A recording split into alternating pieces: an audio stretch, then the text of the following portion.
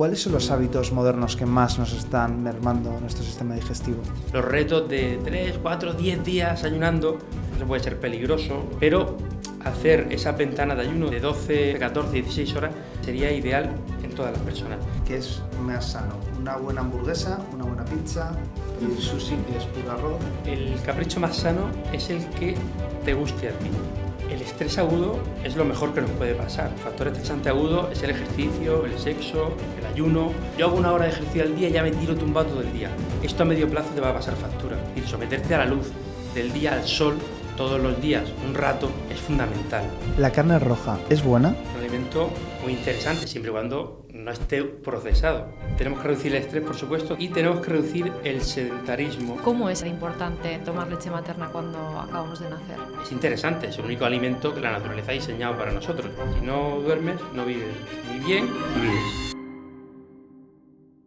Cada vez más personas experimentan problemas digestivos, desde molestias leves hasta condiciones que afectan a la calidad de vida.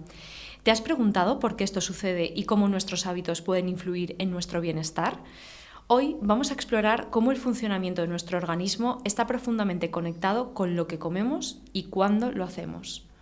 Hoy estamos ante el último episodio de la primera temporada del podcast de Cobolabs y teníamos que cerrar la primera temporada con un invitado de honor.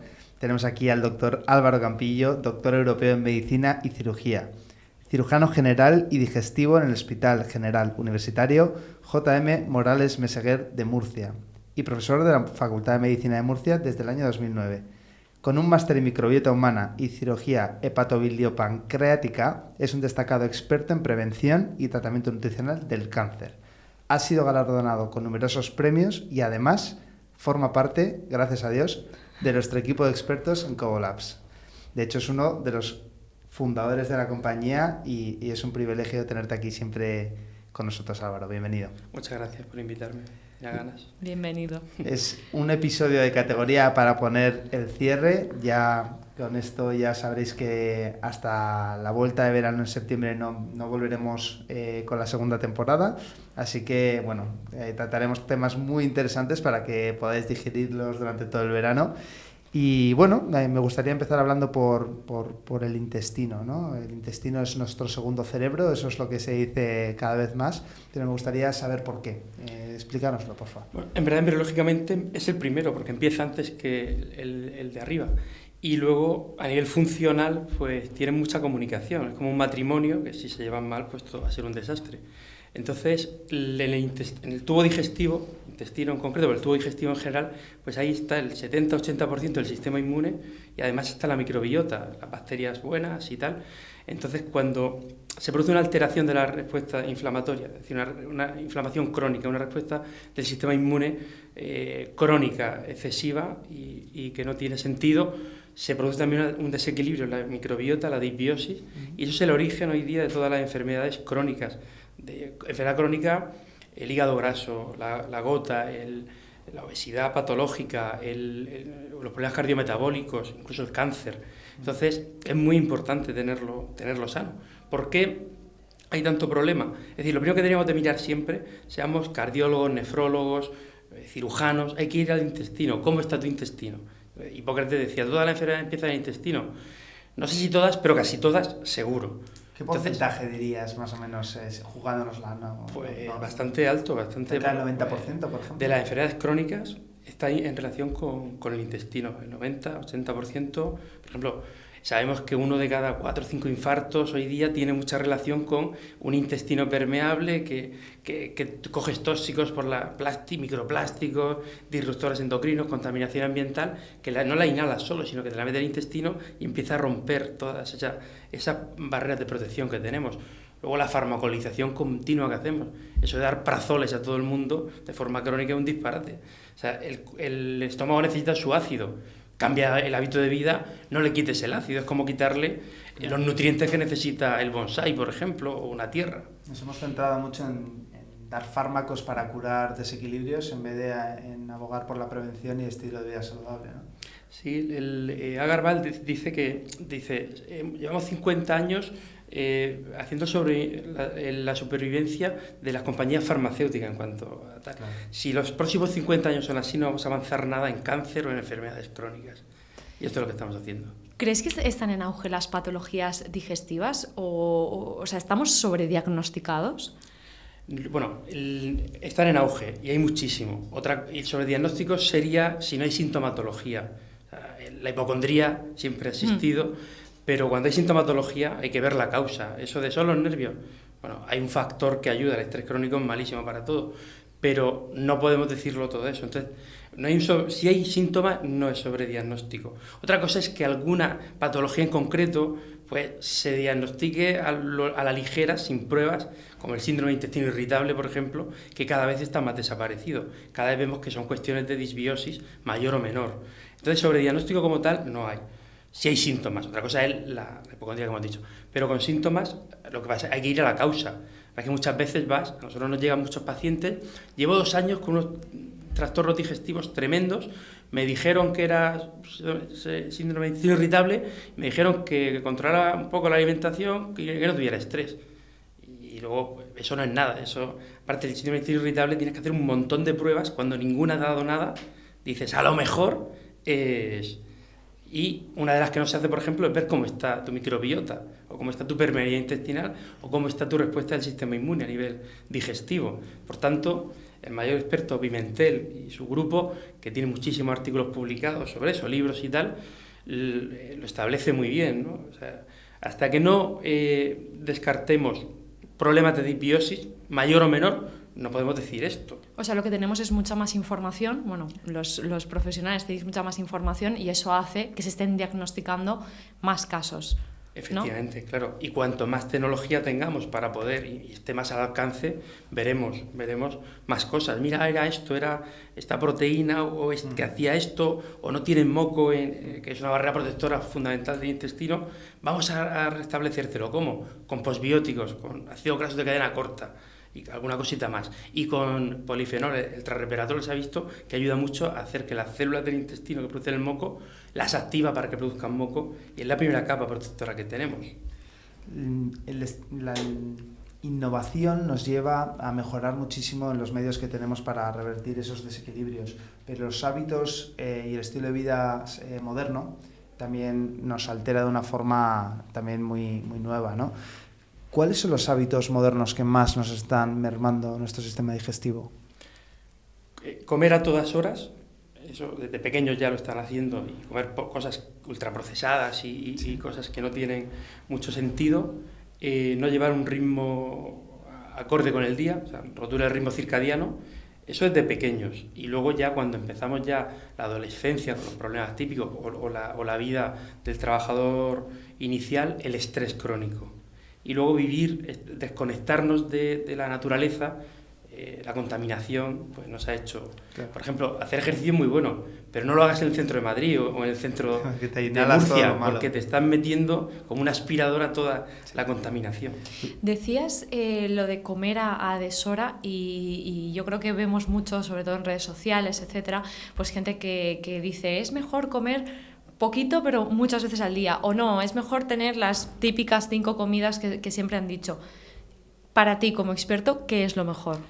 Lo que dice la ciencia de hoy es menos es más, es decir, hay que hacer menos comidas. Hecho de 5 comidas al día, hombre, si haces dentro de una ventana de ingesta de 8 o 10 horas máximo y el resto dejas descansar el sistema digestivo, porque no es que descanse, es que el sistema digestivo hace muchas cosas. Está ahí el sistema inmune, está la microbiota y luego tiene sistemas de limpieza. Si no cuando está digiriendo no puede limpiarse. Claro. Entonces tenemos que dejarle un margen. Lo ideal y desde hasta la modernidad, y eso está recogido desde hace muchos años en la literatura, hay más o menos unas 3 comidas al día. Hay gente que en vez de 3 hace 2, y eso sería más o menos lo ideal. ¿Por qué? Porque a igualdad de calorías, si hacemos menos comidas, activamos menos los sensores nutricionales que aceleran la división celular, el crecimiento celular, y al final las células tienen, igual que los coches, unos kilómetros. Cuando llega, me muero, y envejecemos antes. Entonces, a igualdad de calorías y de alimentos y todo, menos comidas. Hasta en diabéticos, en ensayos clínicos, comiendo lo mismo, se ha visto que 3 comidas es mejor que 5 comidas. Y tienen que reducir incluso medicación con 3 comidas si son adecuadas. Entonces es mejor. Absolutamente. Hablamos de los hábitos modernos que nos merman la salud digestiva. ¿Cuáles son las enfermedades o patologías digestivas más comunes hoy en día? Pues la mal llamada funcional, es decir, tengo síntomas digestivos todo el día, pero eso en verdad tiene el sustrato orgánico de alteración de la respuesta del sistema inmune y disbiosis. Esa es la puerta de entrada, porque ahí empieza a desequilibrarse nuestro equilibrio, y de ahí ya deriva la siguiente, sería el hígado graso, que es una cosa disparatada, lo vemos continuamente, más del 50% de la población adulta lo tiene, en adolescentes ya lo estamos viendo, y en personas que tienen síndrome metabólico, que es el origen de la diabetes 2 y el riesgo cardiometabólico, la resistencia a la insulina, el 80 o 90%. Entonces, y ya de ahí pues vamos avanzando a la inflamación crónica, el riesgo cardiometabólico, y por ejemplo se ha visto que la enfermedad renal, que hoy día casi todos los casos está en relación con hipertensión o diabetes, empiezan ahí en el eje microbiota-riñón. Entonces, eso sería más o menos el desastre que estamos haciendo. ¿Cómo es posible que haya adolescentes con hígado graso? Pues si es que... ¿Cómo han conseguido desarrollarlo tan pronto y cuáles son las consecuencias? Pues las consecuencias a largo plazo son malísimas porque eso empieza. Hígado graso es que se acumula más grasa de la que debe en el hígado. El siguiente paso es esa grasa y además inflamación alrededor. Y el siguiente paso, fibrosis. Es decir, ya hay zonas del hígado que no funcionan. El último paso es la fibrosis y la cirrosis hepática, que la conocemos por el alcohol o por los virus de la hepatitis. Pero hoy día, y se calcula que el hígado graso en los próximos años va a ser una causa muy importante de esto y probablemente de trasplante hepático. Entonces, claro, antes, pues primero hacíamos vida más circadiana, cenábamos antes, nos acostábamos antes, teníamos menos disponibilidad de comida continua. A mí me hacían una tortilla o te hacían un bocadillo con tomate o una crema de verdura o te llevabas al colegio pues, un bocata con pan más o menos bueno, con lo que fuera. Dentro ahora no, pues tómate un bollo de estos que dicen que encima libera carbohidratos de forma retardada y te va a dar energía. Entonces, claro, todo eso va impactando el hígado, que es nuestro control de frontera. Cuando le viene continuamente azúcares simples y porquería y grasas trans, las grasas que le añades a los alimentos, pues se vuelve loco e intenta distribuirlo, pero gran parte se lo queda y ahí empieza todo Qué grave. Hablábamos de patologías y lógicamente no has mencionado el SIBO. No lo has mencionado porque el SIBO no es una patología sino la consecuencia de una patología, ¿no? Pero aparte que está en boca de todos. Te quería preguntar sobre el SIBO, que nos expliques bien qué es y bueno, que la gente esté tranquila porque no todo es SIBO, ¿no? Un poco. Exacto. Que vayamos por ahí. El SIBO, bueno, son las siglas en inglés de sobrecrecimiento bacteriano. Es decir, la microbiota pues tiene que tener un equilibrio como todo en la vida. Cuando se desequilibra y proliferan más bacterias malas de las que deben y encima en el intestino delgado, porque algunas de ellas están en el colon y están en una cantidad controlable, y el intestino grueso es más controlable. Cuando pasan al intestino delgado y empiezan a ocupar el espacio que tienen que ocupar las que producen moco, las que tienen efecto bactericida y matan otras bacterias y tal, pues empezamos con lo que sería ese sobrecrecimiento bacteriano, que las causas son todo lo que hace que el intestino no funcione bien. Por eso, por ejemplo, comer muchas veces hace que lo que se llaman los complejos motores migratorios intermitentes interdigestivos, que son como los camiones de la basura que limpian el intestino, no se activan. Entonces, claro, no barremos toda y ya la sintomatología, todo lo que hace que el intestino vaya más lento, que eso no quiere decir que yo voy al aseo 3 veces al día, porque muchas veces es por rebosamiento, pero tu intestino no funciona bien. Esto no va a meterte fibra a tutiplén, claro, porque entonces, eso sería rebosar.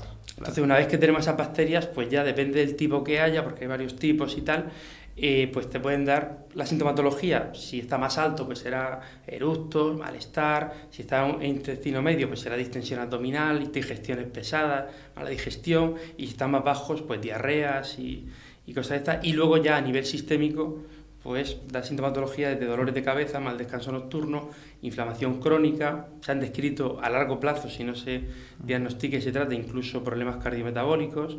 Entonces, no todo es SIBO. para saber si es SIBO hay que hacer las pruebas correctas, ¿no? Es decir... Un test de aliento, por ejemplo. El test de aliento es el primero. Sí. Si se hace bien, tiene un rendimiento bastante bueno. Y si no, pues se repite.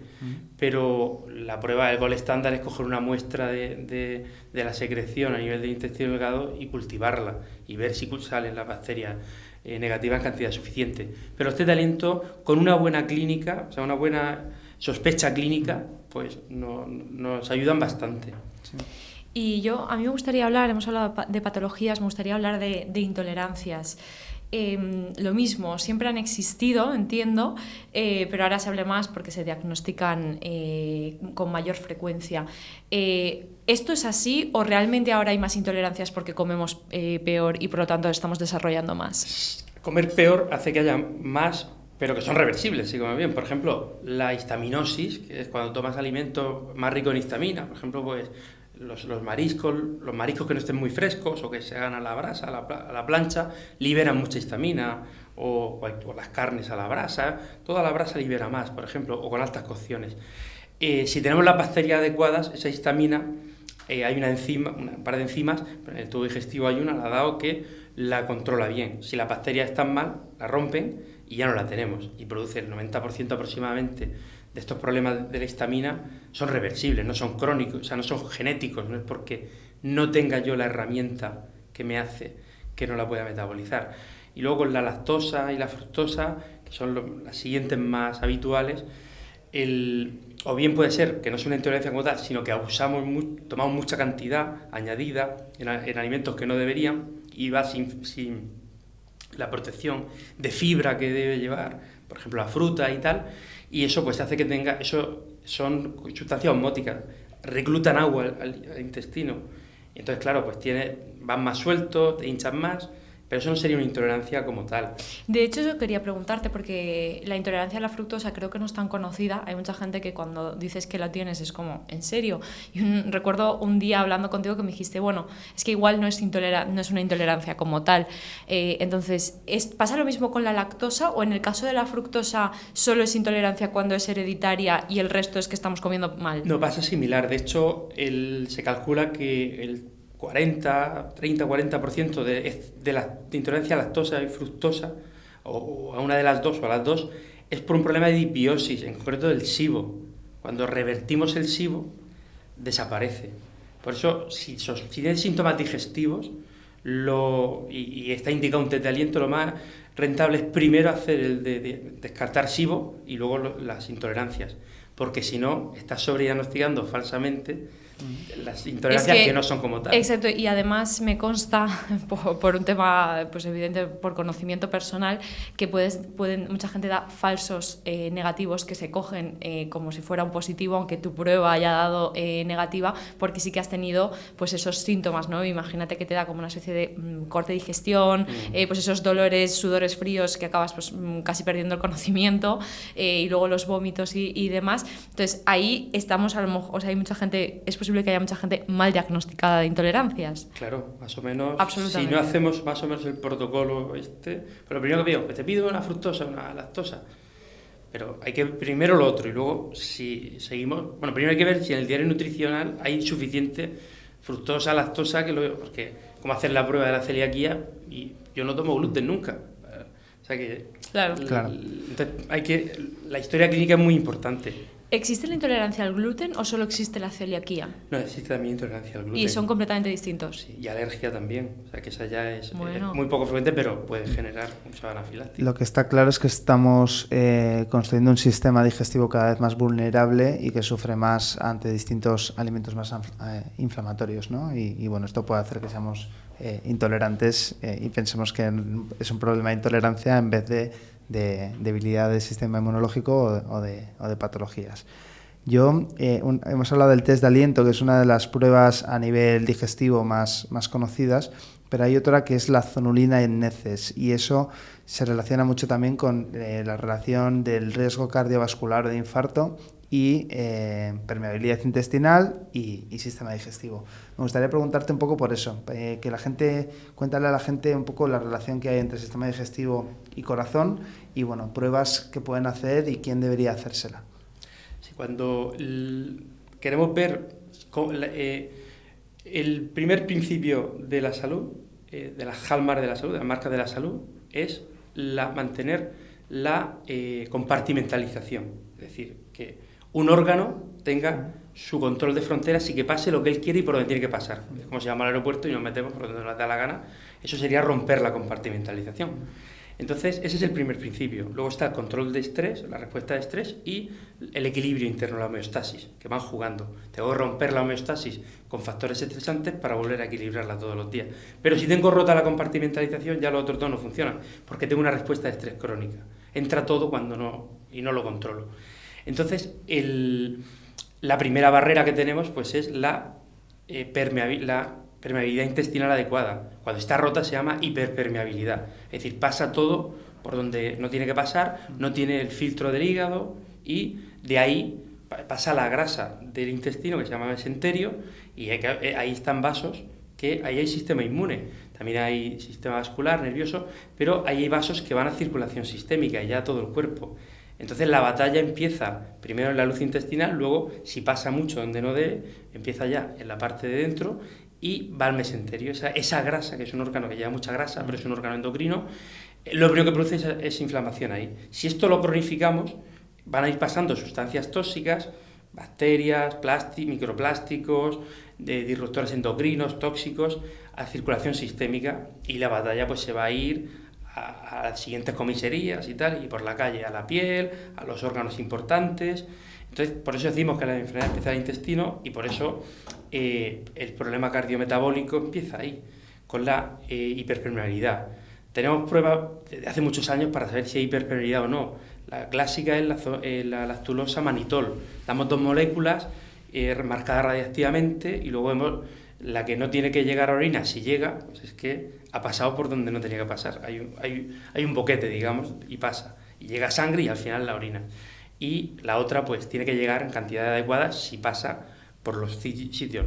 Es que eso no está muy disponible, está en los hospitales y tal, pero no está muy disponible.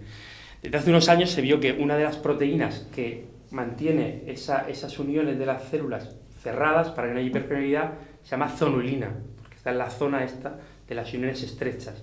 Cuando esto se abre, pues esta proteína va a la luz intestinal y de ahí pues va a la caca en exceso.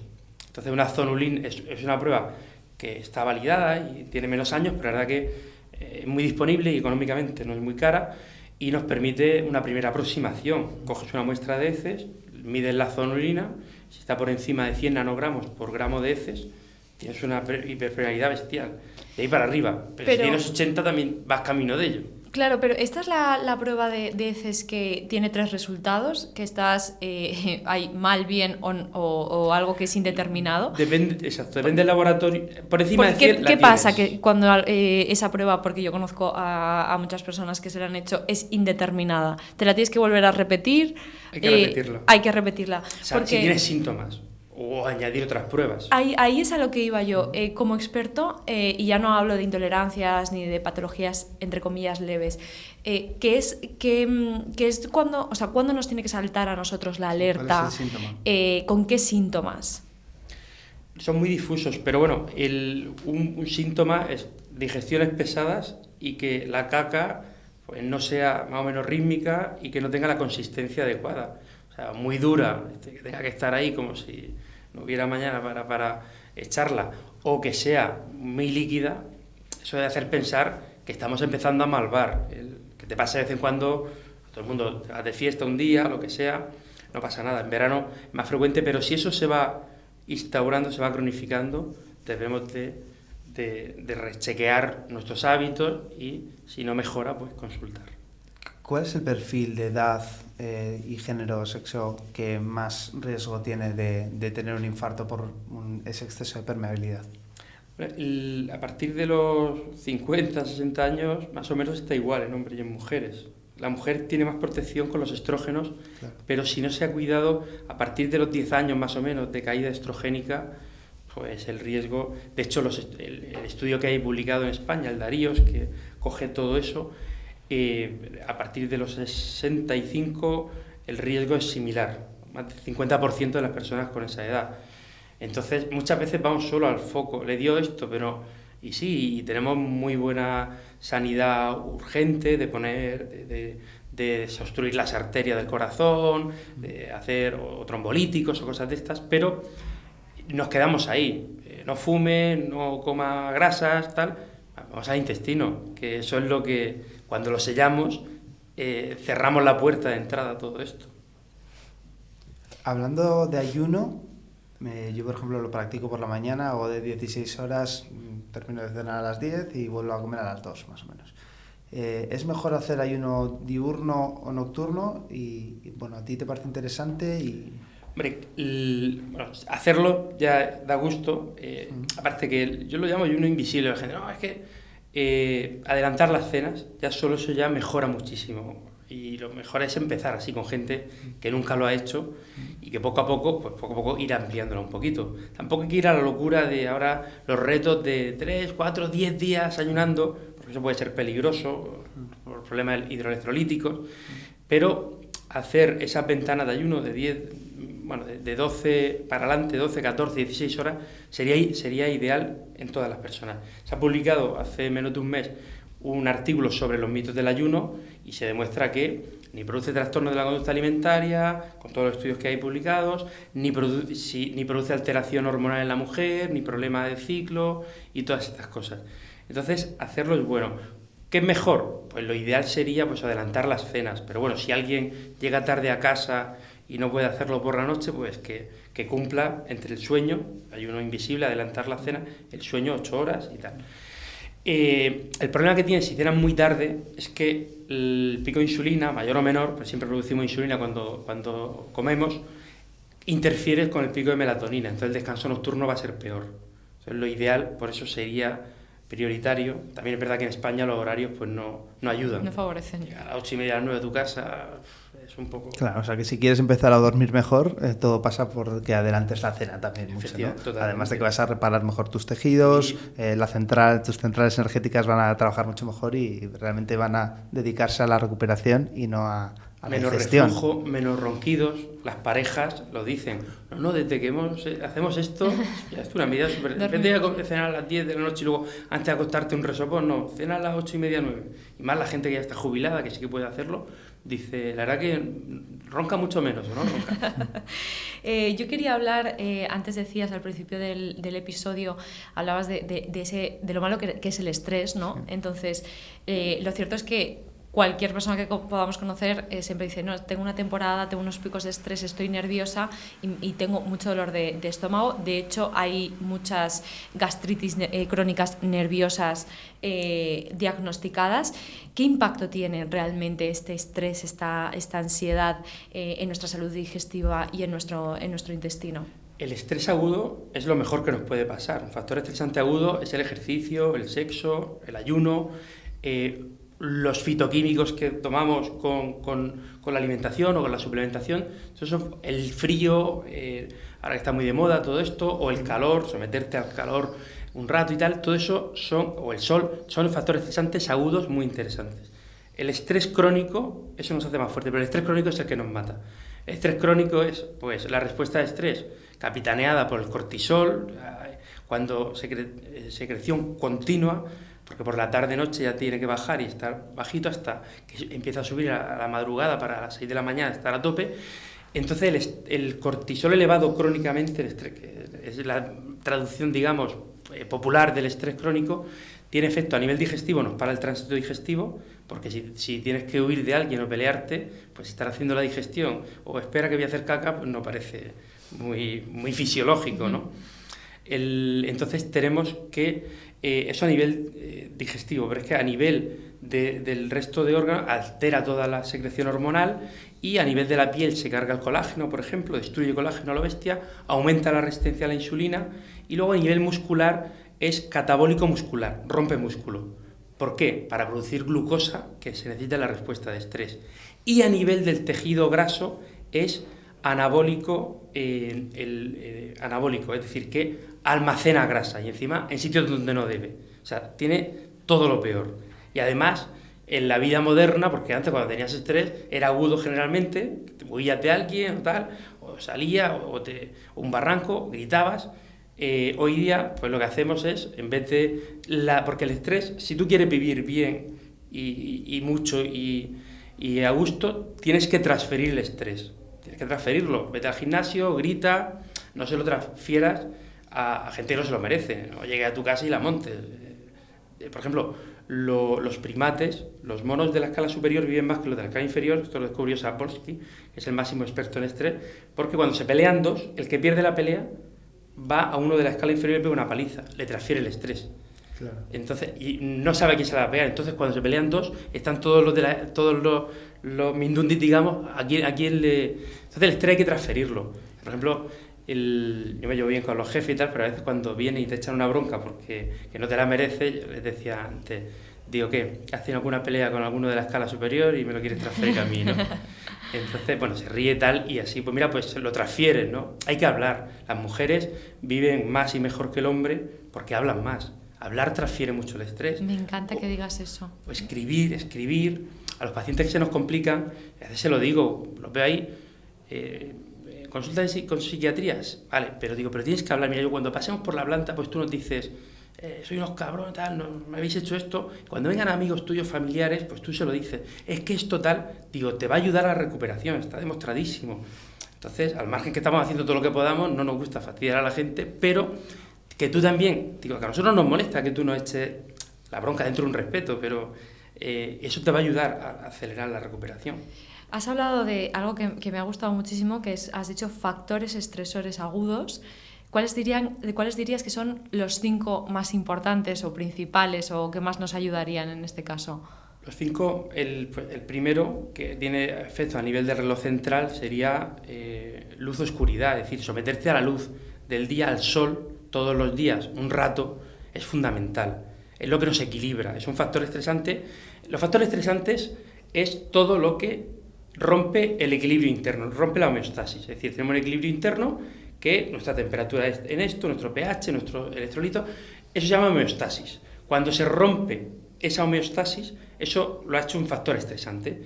El ejercicio produce radicales libres y es bueno por eso, porque rompe la homeostasis y la mitocondria dice, tengo que producir muchos antioxidantes para bloquear. Y generalmente la respuesta de estrés, si el factor estresante desaparece, si es muy intenso y dura mucho tiempo, mal. Pero si es intenso y dura lo que tiene que durar, pues se va a hacernos más fuertes. Entonces, someternos al sol es un factor estresante muy beneficioso. No hay que quemarse, hay que empezar poco a poco. Y, de hecho, el sol produce, primero nos equilibra el ritmo circadiano a través de los receptores de la retina y hace que se produzca luego melatonina por la noche y tal. Y reduce el cortisol con esto. Segundo, a nivel de la piel produce vitamina D, pero también produce mucha melatonina. Esto no es azaroso, es porque nos mejora, o sea, ese equilibrio, ese estrés oxidativo que puede producir, nos lo bloquea y al final el efecto es más potente, beneficioso que negativo. Siempre y cuando no te quemes, no hagamos el tonto, y hay que someterse todos los días. Y luego, pues a nivel de toda la fisiología hormonal, pues nos ayuda muchísimo. Entonces el sol sería el primero. El segundo sería la ventana de ayuno o la crononutrición, digamos, es decir, optimizar cuándo comemos, qué comemos y qué calidad tienen esos alimentos. El tercero sería probablemente el ejercicio físico, por supuesto, diario, que cada uno en su nivel. Si hacemos ejercicio intenso, bien, pero ya solo pues salir a caminar, la gente no puede hacer, pues sería algo muy importante.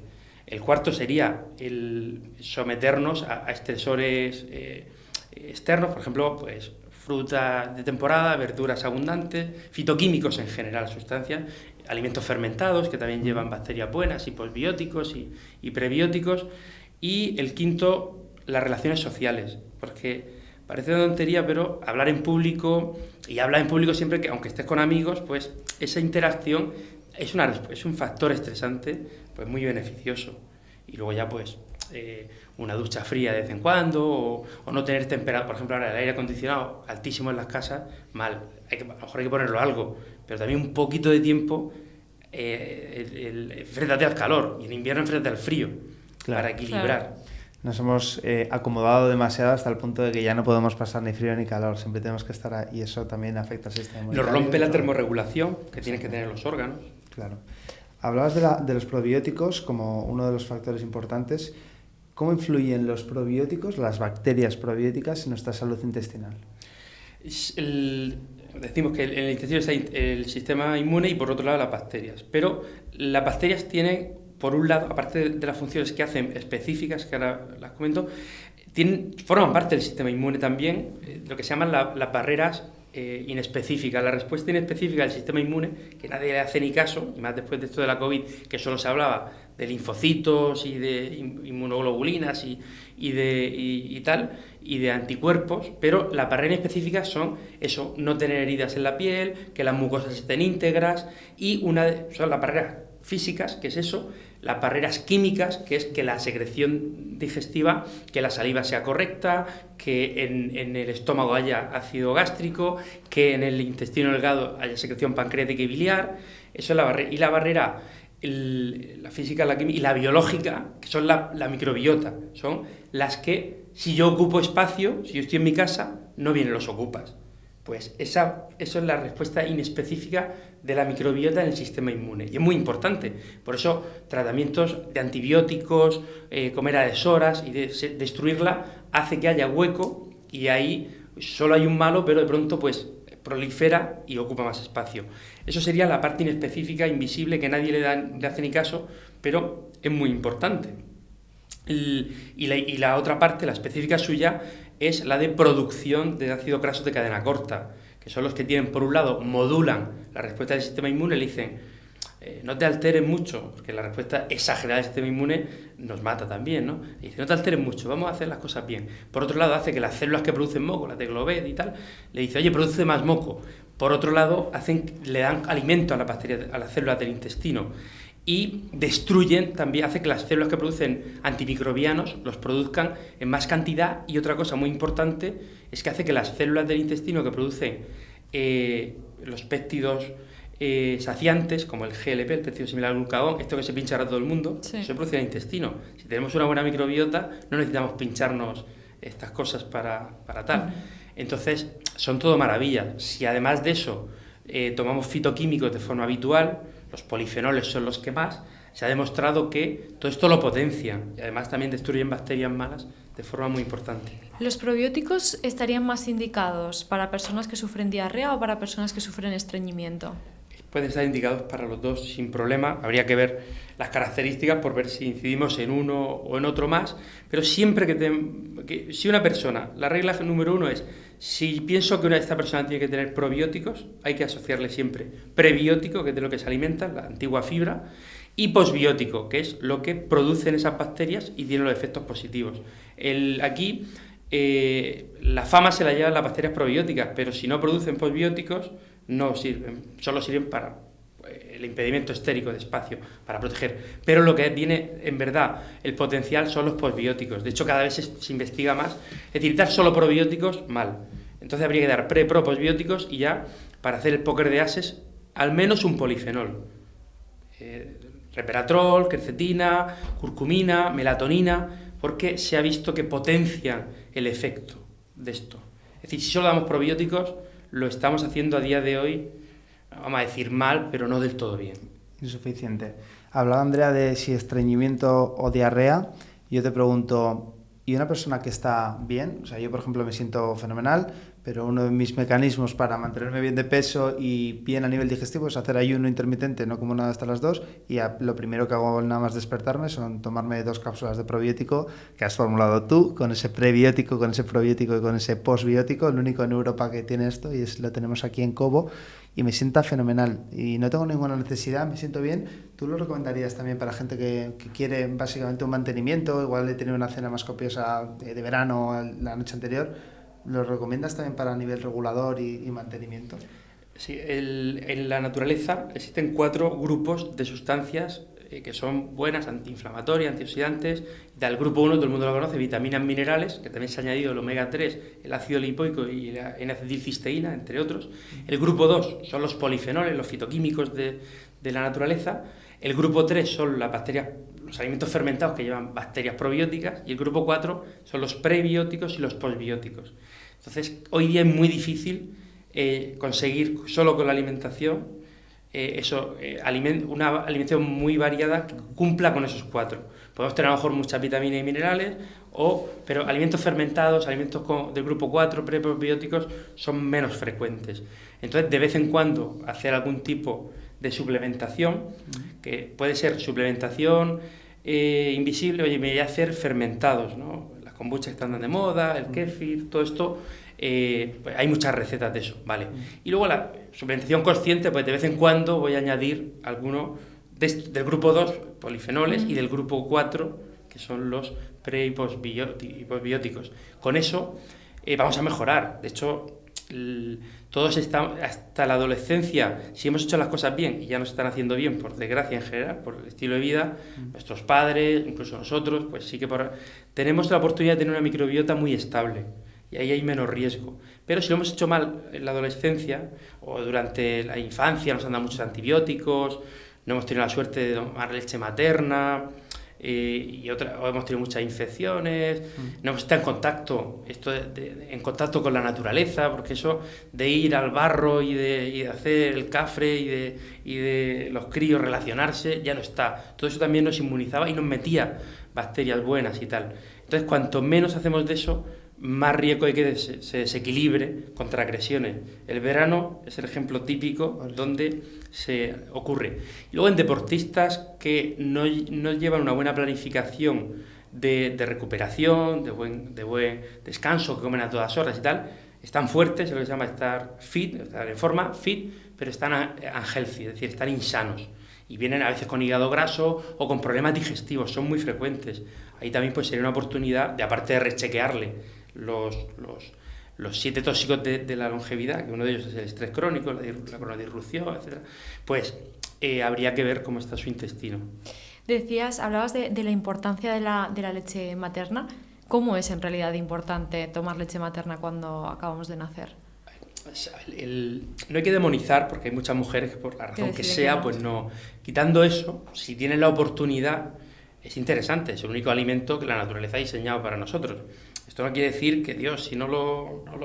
Yo, por ejemplo, no pude tomarla porque a mi madre le pincharon la de la cama de al lado, no podía dar lactancia por la razón que fuera, hace 40 y pico años, y se la pincharon a mi madre en vez de a ella, o sea, un error médico bastante grave. ¡Ostras! Negligencia de manual. Pero bueno, en los años 70 pues no era eso. Ya. Entonces, pero mi madre, que siempre ha sido muy eso, pues nos ha dado siempre muchísima verdura todos los días, por la mañana, por la tarde, por la noche, ajo cortado, especias siempre, nos ha dado muchísima alimentación de este tipo. Y bueno, si se puede dar, es bueno darlo, porque nos protege, sobre todo en los primeros meses de las infecciones, le transmitimos esas inmunoglobulinas y esa inmunidad que tiene la madre. También le transmitimos polifenoles, por ejemplo, está todavía en estudio, pero parece que hay indicios que, claro, si te sacas con el sacaleches por la noche, esa leche se llama melatonina. Si se la das por la mañana, duerme más. Entonces bueno, sería ideal también la leche para la mañana, esta para la tarde y tal. Entonces tiene sustancias buenas, pero quitando eso, o sea, si se puede tomar bien, pero hay muchas razones por las que no puede, y tampoco hay que demonizar. Que es verdad que cada mujer que tome la decisión que tome pero está sí bien. Que es interesante, de hecho, eso es el alimento. Y luego, por ejemplo, en sitios donde hay muy poca disponibilidad de alimento, puede ser los países, por desgracia, de África, muchos de ellos, pues es el sustento que hace vivir.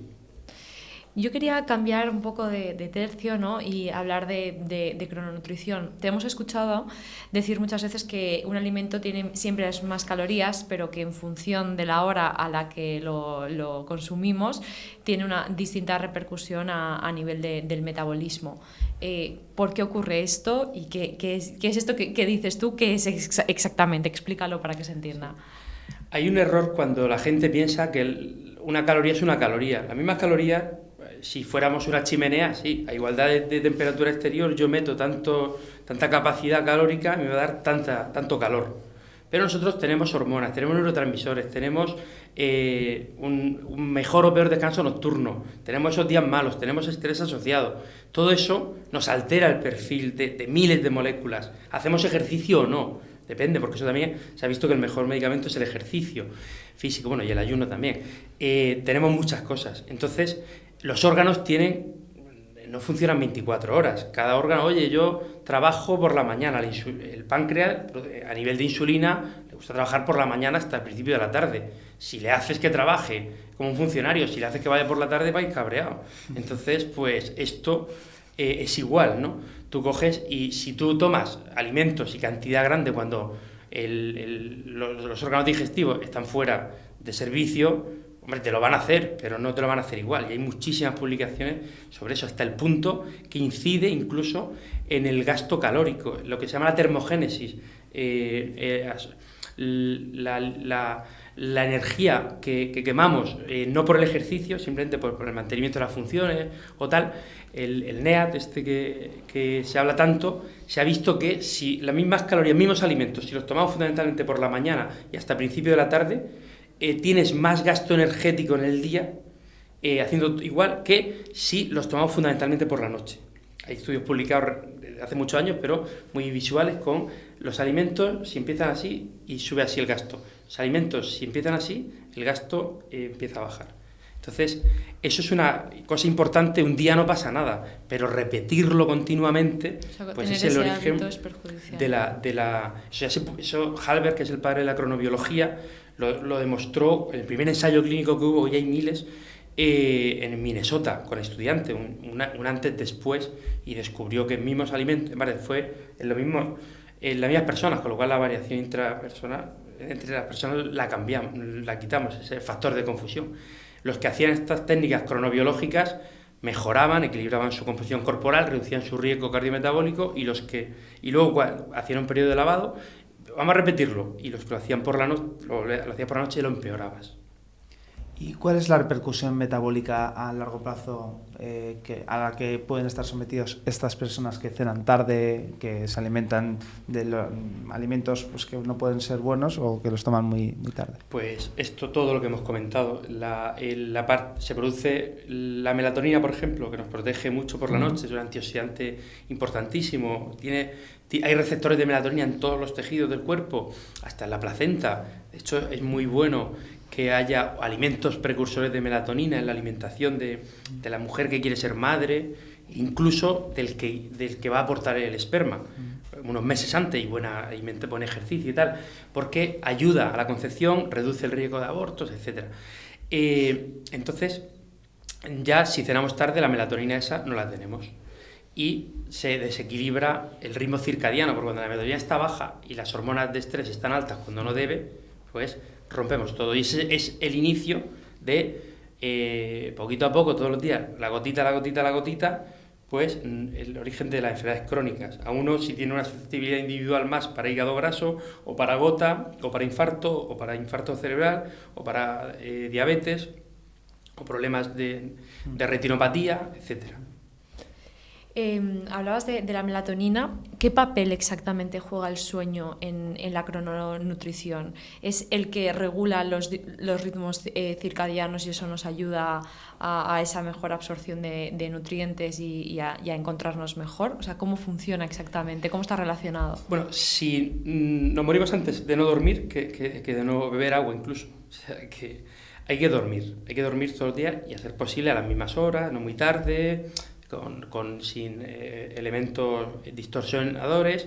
Y el dormir es lo que hace que podamos vivir. Si no duermes, no vives ni bien ni vives. Entonces dormir actúa a todos los niveles.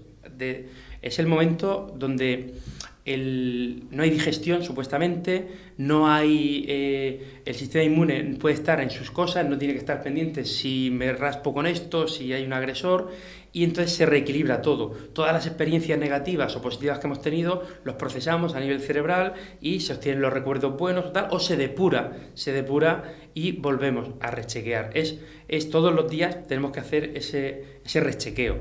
¿Y por qué es tan importante? Porque nuestro ritmo, el día tiene 24 horas, pero nuestro ritmo no es exactamente 24, es un poquito más. Entonces, por eso todos los días tenemos que rechequearlo. Por eso el trabajo a turnos, el trabajo nocturno o trasnochar, el jet lag social que se llama, todo el mundo se preocupa porque se va una semana a Estados Unidos, Dios mío, el jet lag, pero lo de todos los días estar hasta las 3 de la mañana comiendo porquerías y viendo la tele o o con el pasaporte ahora y tal, o tal, pues eso no le preocupa, ese sí que te mata al final y te hace que la calidad muy mala porque no repones y vas. El cuerpo es muy resiliente, aguanta mucho, pero poco a poco se va deteriorando y al final... Por lo tanto, esta crononutrición, o sea, tener siempre los mismos hábitos, los mismos horarios, ¿cómo nos ayuda a mejorar el rendimiento físico y mental?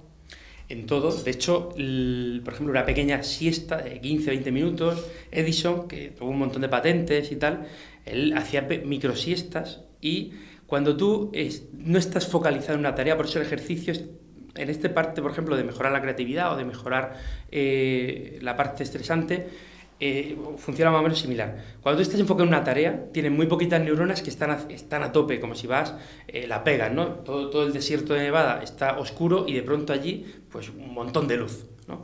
Muy poquitas, pero muy activas, y no se comunican con las demás. Cuando no estás haciendo una tarea, hacer ejercicio, por ejemplo, o duermes, toda la corteza cerebral está en contacto. A bajo nivel, por ejemplo, cuando te subes al monte y ves el skyline de las ciudades, y ahí es donde empieza a mejorarse todo, la salud mental y también la salud física, porque activas pues parcelas que no está activando hasta ese momento. Eso por un lado. También hay un equilibrio entre el cerebro, el intestino y el sistema inmune que lo resetea, va revisando, y luego también en ese tránsito también hace que no hay tránsito digestivo a partir de las 11 de la noche aproximadamente, por eso las cenas nocturnas pues se nos queda ahí como un bloque, pero sí que hay limpieza del intestino. O sea, entonces esto ya nos ayuda. Si hemos dicho que todo entra por el intestino, si tú has estado expuesto a microplásticos, porque los alimentos procesados, el agua embotellada, los océanos, a los tóxicos que metemos por la boca, por la nariz, si tú no los limpias, cuanto más tiempo estén ahí, más están dando el follón. Entonces, si los limpiáramos todos los días, pues hay un refrán español que dice que quien caga duro, es decir, bien, con consistencia buena, y orina claro, no necesita ni médico ni cirujano. Pues eso más o menos. Absolutamente entendible, pero a mí me gustaría saber, porque claro, si tú haces el ayuno por la mañana, obtienes una serie de beneficios de claridad mental, una serie de cosas. Si lo haces por la noche, obtienes otro.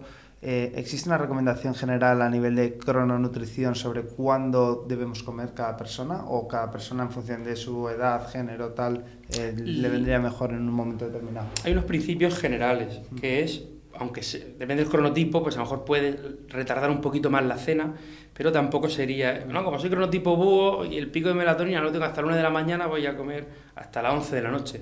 Mal, porque ya no vas a tener el pico de melatonina. Entonces, las alondras, por ejemplo, que son las cronotipos, son más en mujeres, es cronotipo diurno, el pico de melatonina lo tienen temprano, 8 o 9 de la noche, y ya van derrotadas. Entonces ellas sí que se benefician de una cena mucho más temprano, para que pase un tiempo, 2 horitas más o menos, hasta que vas a acostarte y puedas tener el efecto de la insulina ya acabado y la melatonina pues llega a su pico. Quitando eso, luego también las recomendaciones generales pues es primero empezar cualquier comida con una buena fuente de vegetales, de fibra, de vegetales fibrosos, una buena ensalada, por ejemplo, bueno, unos frutos secos que no estén fritos, unas nueces, por ejemplo, cosas de esas, o semillas. Todo esto sería interesante. Luego la fuente de proteína y finalmente pues la fuente de los carbohidratos más rápidamente absorbibles. Si hacemos esto, en vez de al revés, de tomarnos, por ejemplo, las patatas fritas o la tortilla de patata recién hecha, pues o vamos mezclando todo. Si hacemos esto de primero una fuente de vegetales importante, que incluso puedes meter la proteína animal o vegetal, y ya pues haces solo un paso, y luego lo que pega más pico de insulina, digamos, pues se reduce mucho el pico de insulina y la saciedad dura muchísimas más horas que si tomamos primero pues eso, los panes refinados o los azúcares o no, dame un zumo de esto de bote lleno de azúcar. Todo eso, fijaos que son los mismos alimentos en distinto orden. Pues esto se ha demostrado que es muy, muy importante por ese efecto que tiene neuroendocrino a nivel... O sea, es decir, es totalmente imprescindible empezar tus comidas con los alimentos de mayor calidad y en el orden que has dicho para mantener una mayor saciedad y un mayor control de todo, ¿no? Claro. Si empiezas con el pan, va a ser eso lo que más vas a asimilar y eso te va a producir... Y vas a tener menos pico de GLP, por ejemplo. es. Te estás pinchando el GLP, el Ozempic y cosas de estas, similares de esto, y ¿para qué? Pues lo que tienes, si haces esto, tu intestino va a producir un montón y va a estar mucho tiempo alto y encima, pues, porque estos fármacos que tienen ciertos beneficios, pero se ha visto, por ejemplo, que si no lo combinas con un buen estilo de vida, buena alimentación y ejercicio y de fuerza, se pierde mucha masa muscular por cada kilo que pierdes. Entonces puede ser una herramienta en algunos pacientes, pero no el prêt-à-porter. Y si lo haces, pues tienes que... Porque se ha visto que al año y medio se recupera todo y encima con peor composición corporal. O sea que la respuesta era depende del cronotipo, ¿no? Y cronotipos hay dos, me ha parecido entender. Tres, ¿qué serían? El alondra, que es el diurno, ¿vale? Se basa en las aves, son más diurnas, los búhos, que es el nocturno, sí. Y el colibrí, que es una cosa intermedia. Vale. Se define por el pico de melatonina.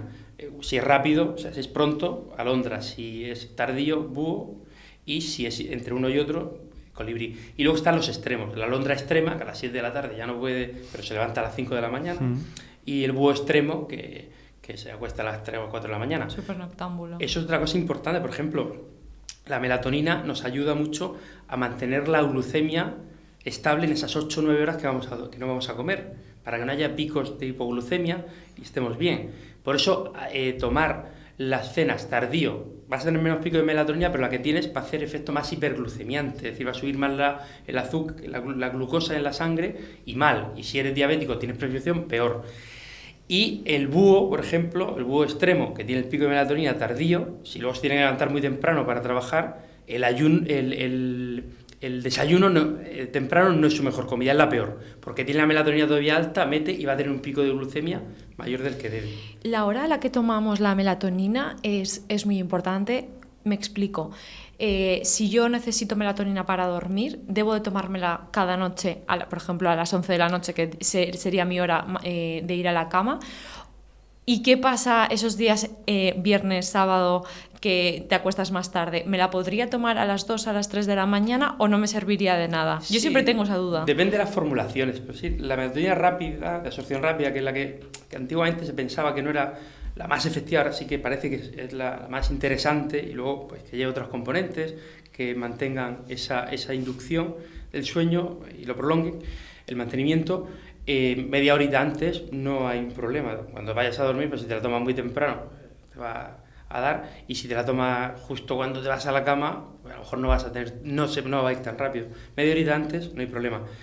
Deportistas, se ha visto que mejora mucho la reparación muscular, se ha visto que el rendimiento deportivo, la prevención de lesiones, la melatonina, y ahí, pues por ejemplo, por la mañana se puede tomar, siempre y cuando no tomes cosas con azúcares o dejes un espacio de tiempo, y no te da sueño. Si te expones a la luz no te da sueño. Vale. O sea que es importante además que en ese momento pues apagamos, por supuesto, pantallas y no haya luz. Exacto. De acuerdo. Yo tengo un amigo futbolista que siempre me decía que él siempre se lavaba los dientes antes de los partidos de fútbol, porque decía que eso prevenía el riesgo de lesiones. ¿Eso es un mito? Porque acabas de hablar del tema de deportistas. ¿Es un mito? Es un mito. Yo pues hace más de casi 30 años, uno de los primeros cursos que asistí de nutrición y tal, de dieta mediterránea y nutrición, me acuerdo del catedrático de nutrición de Murcia, Salvador Zamora, que está muy popular con eso, daba una de las charlas que daba eran mitos de la nutrición, que hablaba mucho de los deportistas. Ahí, por ejemplo, está muy estandarizado tomar en los velocistas sangre liofilizada de gacela, en los de fuerza sangre de toro.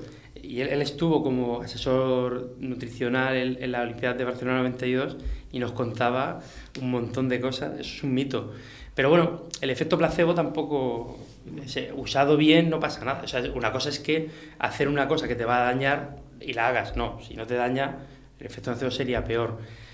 Por ejemplo, se sabe que enjuagarte con una solución, que haces deporte, estás fatigado, te enjuagas con una solución que sabe dulce pero no lleva nada, placebo, te sube el rendimiento igual que si te enjuagas o te tragas una solución con glucosa. Entonces es importante también, yo cuando viene el paciente, me tomo esto, tal, a lo mejor no tiene efecto, pero yo si veo que no le va a perjudicar, pues... Que lo siga haciendo. Sí, de hecho, hay Robert Sapolsky cuenta, porque la tiene úlcera, cuenta, dice, un estudio llega y mandan a unos estudiantes a una residencia de ancianos, generalmente gente que no tenía familia, no tenía soporte. Entonces a la mitad le dijeron que lo designaban con unos ancianos y a la otra mitad con otros. A la mitad le decían que cuando fueran con los ancianos le dijeran que estaban allí porque tenían que cumplir un castigo, servicios para la comunidad, porque estaban hasta las narices de eso, que no les gustaba, que eso lo odiaban. Y a los otros le decían que eso lo hacían por amor al arte porque les gustaba mucho esto de estar con los ancianos. El experimento pues surgió a los que les transmites que está allí porque odias la vida y te han obligado, morían más inicialmente que los otros.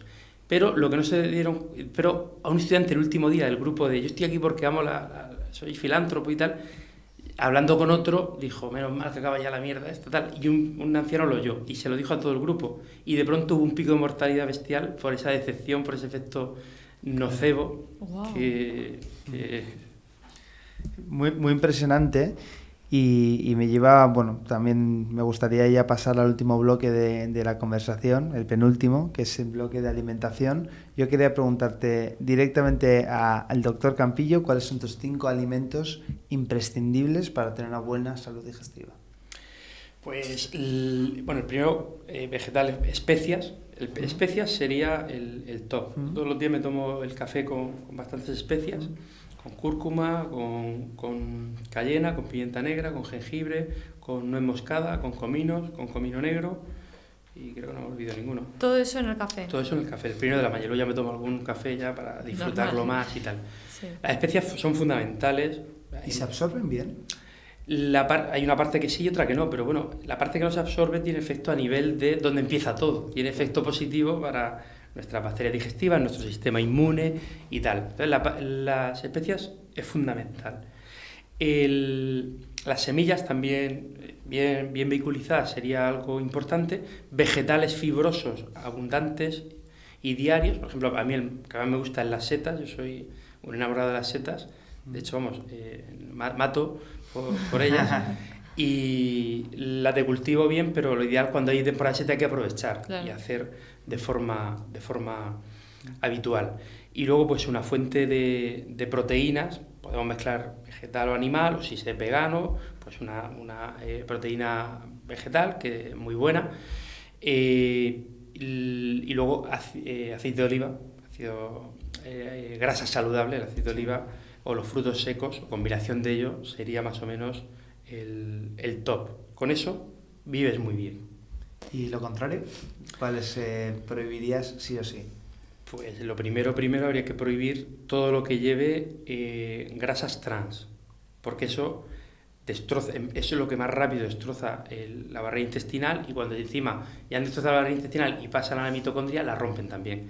Entonces, lo que lleve grasas trans. Lo segundo, lo que lleve azúcares añadidos y no tenga una matriz buena de fibra y de soporte, el concepto de alimento completo, y los añadidos edulcorantes excesivos, y luego pues todos los ultraprocesados que estamos viendo, y alimentos plastificados. Por ejemplo, un ejemplo de un alimento que no se considera muy saludable, pero bueno, una hamburguesa. A igualdad de hamburguesas, si eso va plastificado, tiene muchísimas más sustancias, que son una porquería, que la que compras, la que te hacen inmediatamente en la carnicería. O sea, como ejemplo de algo que, por cierto, si alguien toma alimentos de este tipo que no tienen muy buena fama, que si está bien tampoco tiene por qué, pero bueno, lo mejor es poner, antes de freírlos, en una batea con aceite del tiempo y muchas especias, fundamentalmente perejil, tomillo, albahaca, alguna pimienta si te gusta el picante, 5 minutos ahí macerándose. Luego cuando lo fríes, en comparación con no haber hecho eso, el mismo alimento, te sube muchísimo más los triglicéridos, el que no has hecho eso, te sube mucho más la respuesta inflamatoria en la sangre que si haces esto. Y por ejemplo, típica pregunta que se hará a todos los consumidores de plataformas de delivery: te quieres dar un capricho, ¿qué es más sano? ¿Una buena hamburguesa, una buena pizza, pedir sushi, que es puro arroz? El capricho más sano es el que te guste a ti. O O sea, ¿qué es más sano? ¿Ir a la montaña si odias la montaña o ir a la playa si odias la playa? Es mejor, es un capricho. Y el capricho, ya lo dice, pues, oye, tengo que cumplir un deseo. Entonces, o sea, porque son alimentos que de forma habitual y repetida, crónica, pues son procesados, ultraprocesados, son una porquería entre comillas. Entonces, cuando des el capricho, dátelo bien. Pero si digamos que son sanos, o sea, a una buena carne roja... Eso sí, pero eso sí, una buena carne es un alimento muy interesante, siempre y cuando no esté procesado. Vale. Un buen pescado, todo eso es bueno. Vale. Pero las que te piden de delivery, pues generalmente, salvo que vayas y pidas Kobe y te garanticen qué tal... El consejo de disfrutar. Si hablamos de alimentación, tenemos que hablar de dietas. Existen tantas casi como personas en este mundo. Yo quiero hablar de una en concreto de la que se habla desde hace años y es la dieta cetogénica. Hay muchas opiniones al respecto. Como profesional del sistema digestivo, ¿cuál es la tuya? A ver, las dietas las dividimos en dos tipos solo. Solo puede haber dos tipos de dieta. La dieta glicolítica, es decir, la dieta que activa el sensor insulina fundamentalmente de forma amplia, de forma grande. Este sensor a corto plazo, bien, pero lo que hace es que activemos la respuesta inflamatoria, si lo activamos mucho y crónicamente. Hace que no se queme la grasa, el depósito graso que tenemos y se vaya almacenando.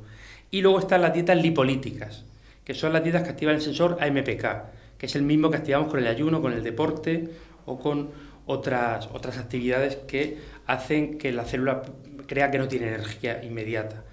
Y lo que hace es activar la quema de grasa y secundariamente activa la vía antienvejecimiento de las sirtuinas, el PEPARS y reduce la inflamación. Es decir, son dietas que se llaman catabólicas celulares, que no hay que confundir con el catabolismo muscular. Catabolismo muscular es romper músculo, es desnutrirte, sarcopenia. Catabolismo celular es activar la respuesta antiinflamatoria. Anabolismo celular crónico es activar la respuesta inflamatoria crónica. Es decir, una alimentación buena es la que activa un 70-80% del día el metabolismo lipolítico, es decir, catabólica celular, y el resto, el anabolismo, porque tenemos que crecer, tenemos que construir. Pero si tú activas todo el día anabolismo celular, sensor de insulina, muchas veces al día tu ciclo celular va más rápido. Y como hay un número de partidas, envejeces antes a nivel celular y tienes más riesgo de enfermedades crónicas. Entonces la dieta cetogénica es el extremo en buen sentido, el tope de gama de la dieta lipolítica. O sea, es decir, cuando comamos grasa, esto lo quemamos a tope. Lo que se llama el keto ratio, que es la relación entre lo que quema grasa y lo que no, pues es a partir de 1,7. La dieta glicolítica es por debajo de 1. Entre medio están las dietas que se llaman low carb, mal llamadas low carb, que son intermedias. Keto ratio en torno a 1,3, 1,4. Entonces, la dieta cetogénica hay cientos de publicaciones que es muy saludable y está muy indicada en muchísimas patologías, incluso en la prevención. Dicho eso, ¿todo el mundo la puede seguir? A medio plazo no la puede seguir todo el mundo. Se puede hacer pequeñas incursiones o tirar un poquito más a lo intermedio, a lo que mal llamado low carb. Pues sí, y en determinadas personas pues podrán hacerlo. Se ha demostrado en síndrome metabólico, incluso beneficios en ciertos aspectos del manejo del cáncer o en la epilepsia, que fue en los años 20 en Estados Unidos, en el Johns Hopkins, donde se descubrió primeramente. Entonces tiene efectos muy positivos, pero muchas veces sí, ir al tope de gama, a veces poblacionalmente, no es una estrategia adecuada. Vamos a quedarnos en el escalón inferior, vamos a activar el metabolismo lipolítico y con algo de glicolítico de vez en cuando para mejorar esa flexibilidad metabólica, esa mitocondria que funcione bien. Entonces, son muy saludables, son difíciles de seguir en general, pero si el que la sigue bien, yo conozco mucha gente y yo he tratado a mucha gente, y hay mucha gente que la lleva muy bien. Dicho eso, tenemos que intentar ver en la medida posible quién la puede coger y quién no. Se ha demonizado por falacias De hecho, lo que produce es eso, activa, como he dicho, la antiinflamación, la vía antienvejecimiento, y mucha gente que cree que no lleva una cetosis quemar grasa, dieta cetogénica es el tope. Que no, yo no la llevo, o le mides, y sí, porque aunque coman cereales integrales y todo esto, pero hacen mucho ejercicio, hacen buenos ritmos circadianos y adelantan las cenas y tal, y están mucho tiempo en este catabolismo celular. Entonces, como resumen, pues sí, es saludable llegar a la cetosis de la manera que quieras. Platón decía que para llegar a los cosmonetos de la idea, salir de la caverna, había que ir, estaba la dialéctica para los más listos. Pero los que eran más torpes, pues si cultivan la justicia, la prudencia, la fortaleza y la templanza, las 4 virtudes capitales, también llegaban, más lento, pero llegabas. Entonces a veces es mejor ir un poquito más lento, pero mantenerlo. Yo quiero adherencia, no quiero... En temas de equilibrio y personalización. En temas de alimentación, ¿tú qué opinas del enfoque ancestral? Es decir, el tener presente de dónde venimos a nivel ancestral para alimentarnos. Es importante, siempre y cuando no se transforme en una obsesión, porque claro, eso siempre. Es verdad. Y luego también hay que tener en cuenta que hay alimentos que a lo mejor no estaban tan disponibles y ahora están disponibles. No, es que como no estaban en el paleolítico no los tomo. No, claro. Alimentos muy saludables, muy interesantes. Ya. Y el hecho de compensar, es decir, si me pego una cena muy copiosa, compensar el día siguiente, tener quizás una ingesta menor, ¿te parece sano o te puede parecer un trastorno de la conducta? No es un trastorno de la conducta alimentaria, sí, por definición, y puede ser, más que sano, es un mecanismo fisiológico. O sea, de normal, las personas cuando hacen excesos, salvo que ya te hayas cargado todo tu sistema de feedback, hoy te va a pedir el cuerpo. Hoy no voy a comer menos, hoy voy a retrasarla. O sea, que de forma natural y saludable podría ser saludable. Sí, y aparte sería un factor estresante. O sea, romper de vez en cuando, agudo, cuando hacemos las comidas, no todas, pero por ejemplo, un 20% del tiempo o así, un par de días a la semana, el fin de semana, romper un poco esa rutina también hace que el cuerpo se descoloque un poco, pero de forma aguda, luego vuelve a lo suyo. Entonces tampoco sería malo.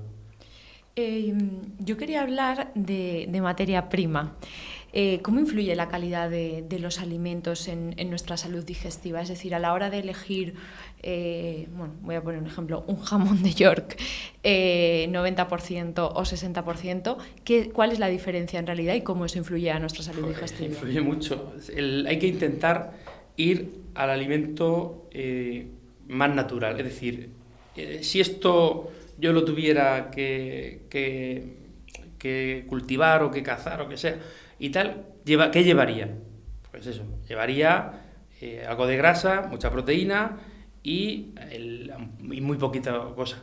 Si lleva féculas, pues ya sabes que eso han hecho una porquería y además te están vendiendo esa proteína, se están vendiendo porquerías, azúcares, féculas, tal, a precio de proteína. Entonces, siempre el que lleve más porcentaje del alimento esto. Y luego que sea, a ser posible, que cumpla, que tenga la matriz. Por ejemplo, es mejor tomarte el huevo entero que tomarte claras de huevo. Entonces, o tomarte el alimento integral que tomártelo no integral, o tomarte la fruta entera, incluso con la piel, las que son de piel, que tomártelo sin la piel o batido. Entonces, el concepto matriz y el alimento, ¿cómo sería su estado natural? Me gusta. Eso, además, está clarísimo que cuanto mayor sea la calidad del ingrediente original, mejor, pero yo creo que hay veces en las que muy difícilmente podemos verlo, ¿no? Por ejemplo, la calidad de los tomates, de la fruta, de las verduras, ¿cómo ha evolucionado desde los años 70? Pues muy mal, porque en los estudios que hay antes en torno a los 70 o 80, a la actualidad, pues cuando mides composición nutricional han perdido entre un 40 y un 70% de todos los micronutrientes, vitaminas, minerales, fitoquímicos, y si a eso le añades además que los procesos de cocción que hacemos pues son un disparate, la olla a presión, esto te ahorra 2 horas, bueno, te ahorra 2 horas de cocción, pero al final haces un caldo, una papilla ahí de azúcares que a lo mejor te va a ahorrar 2 horas ahora, pero las vas a echar en urgencias o en el médico cuando en el futuro tal. Entonces, o sea, eso de las prisas para todo, pues no deberíamos de hacerlo. Entonces hay que hacer cocciones más suaves, aunque lleven más tiempo, porque el alimento, he comprado la mejor seta del mundo, y luego la metes en la olla a presión más de 15 minutos en la olla a presión unas setas, tíralas, porque te has cargado casi todos los fitoquímicos. Tiene que ser poquito tiempo, pero no lo hagas a olla a presión. Puedes hacer con un cítrico, un S rápido, vuelta y vuelta, o en el microondas un minutito, o un estofado de setas, a fuego lento, nada de olla a presión, y te sale una musaca vegetal con setas, la de otoño, una maravilla, y eso te mantiene la matriz, te mantiene toda la composición. Ahora, si lo haces ahí a la olla, esto ya está, en 5 minutos está. En 5 minutos, ¿a qué atmósfera de presión? ¿A qué...? O a 200 grados. El wok, por ejemplo, del wok, todo el mundo piensa, pero el wok sube a altísimas temperaturas y genera también sustancias que pueden tener cierto efecto inflamatorio. O sea que los alimentos que tomamos cada vez tienen menos nutrientes y los que nos llegan los matamos en el proceso de cocinado, ¿no? Muchas veces. Y los que quedan, si tenemos el intestino alterado, no se absorben. Y no se absorben. Entonces, suplementación, que no, bueno, es un todo y hay que cuidarse mucho y con conocimiento. Yo tenía una última curiosidad antes de pasar al bloque de preguntas cortas, y sería una anécdota que una persona me recomendó, y es que tomar una cucharadita de vinagre antes de las comidas es muy saludable. ¿Esto es verdad? Está bien, está. Si solo haces eso... ¿Y qué aporta? No te va... Lo que aporta, bueno, primero, hace que el ácido, el vinagre es un ácido débil, más que el clorhídrico. Por ejemplo, las personas que toman prazoles y tienen inhibido la secreción de ácido gástrico, tomar esto les va a venir bien, porque la primera hormona que se descubrió, la descubrió Claude Bernard, pero el término endocrino y tal y hormonas viene de Baileys y Starling, que nada tiene que ver con el licor de whisky ni con la de Expediente XS. Descubrieron que cuando llega el ácido gástrico al duodeno se libera una cosa que se llama secretina, le pusieron así, porque hace que se secrete más secreción pancreática y biliar, y por tanto hacemos la digestión mejor. Entonces, si tú no tienes ácido gástrico, la digestión va a ser peor. Si tú metes un ácido al principio de la comida, pues un cítrico también puede ser, una naranja cortada a trozos, te lo puedes tomar. Digestiones, y por eso es beneficioso. Pero por ese efecto que llega ácido al duodeno y le dice, hay que producir secreción alcalina para equilibrar. Entonces, y luego también tiene un efecto a nivel de reducir los picos de insulina, sacia más, y luego tiene un efecto si es vinagre que lleva la madre, que es ecológico, que no está procesado, mejora la microbiota. Pues ahí tenéis un tip súper saludable y económico: cítricos o vinagres para mejorar las digestiones. Con esto ya pasamos al último bloque de preguntas cortas, que debes de responder en una frase muy cortita, en un tuit, ¿no? Prácticamente. Si quieres, pasamos a por ellas. Un consejo nutricional del doctor Campillo que cualquiera pueda aplicar para mejorar su salud digestiva. Adelantar las cenas. Una recomendación para perder grasa y ganar músculo. Ejercicio de fuerza con algo de aeróbico y activar el metabolismo lipolítico. No solo con el ejercicio, sino con la alimentación, lo que hemos dicho en los sensores. Exacto. ¿La carne roja es buena? Si no lleva porquerías añadidas y tal, es buena. ¿Una recomendación o un consejo que te gustaría lanzar ahora, aprovechando tu momento? Una recomendación para la sociedad. Pues que tenemos que reducir el estrés, por supuesto, tenemos que mejorar el ritmo circadiano y tenemos que reducir el sedentarismo. Todo el mundo sabe lo que es una persona sedentaria, pero hoy día está sedentario, el deportista sedentario. Yo hago 1 hora de ejercicio al día y ya me tiro tumbado todo el día. Esto a medio plazo te va a pasar factura. Estar muchas horas sentado reduce un 60% aproximadamente la dilatación, el óxido nítrico y la oxigenación de los tejidos. Entonces vas a envejecer peor, eres joven, lo aguantas, el cuerpo aguanta casi todo. Entonces tenemos que reducir el sedentarismo invisible, es decir, tenemos que dejar de ser deportistas sedentarios. Haz ejercicio, pero muévete también, el ejercicio invisible. Buenísimo consejo. Y la última, mucha gente que ha venido al podcast nos ha recomendado que te trajéramos al doctor Campillo sí o sí, pero ¿a quién le gustaría ver al doctor Campillo en la próxima temporada del episodio del podcast de Cobolaps? Es difícil, es que hay gente, a ver, ¿a quién podríamos...? Puede ser gente conocida, famosa, gente que tú conozcas y en realidad sean desconocidos para el público general. El tope de gama sería Nassim Nicolás Taleb. Lo que pasa es que... Complicado. Bueno, tú eres amigo de Duncan también, ¿no? También, Pierre Duncan es una persona muy interesante, podríamos traerlo también. Venga, pues bueno, sería un podcast en inglés probablemente, sí. Pero... No, él habla español. ¿Él habla castellano? Sí. Ah, pues... Aparte, él tiene casa en Formentera. Wow, qué bien. Pues hacemos el podcast en Formentera. Ojalá. Os desplazáis allí como la radio habitual, ¿no? Pues hacemos el especial. Pues bueno, una gran recomendación para cerrar la primera temporada del podcast. Ha sido un episodio de lujo en el que hemos aprendido mucho, ¿verdad? Muy disfrutado, la verdad es que sí. Y bueno, hemos puesto un broche de oro, agradecerte que hayas sacado tiempo de tu apretada agenda para venir a Madrid, para dedicarnos este tiempo y... Vosotros, encantado, siempre que puedo, me gusta. Pues nada, a todos vosotros gracias por apoyarnos. Sabéis que podéis suscribiros en nuestros canales de YouTube, de Spotify, seguirnos en redes sociales como TikTok e Instagram. De cara a la próxima temporada habilitaremos todos estos canales para recoger vuestro feedback y sabéis que cualquier propuesta de mejora o recomendación de invitados la seguiremos con cariño y con diligencia. Gracias por escucharnos. Gracias a todos y nos vemos en la siguiente temporada.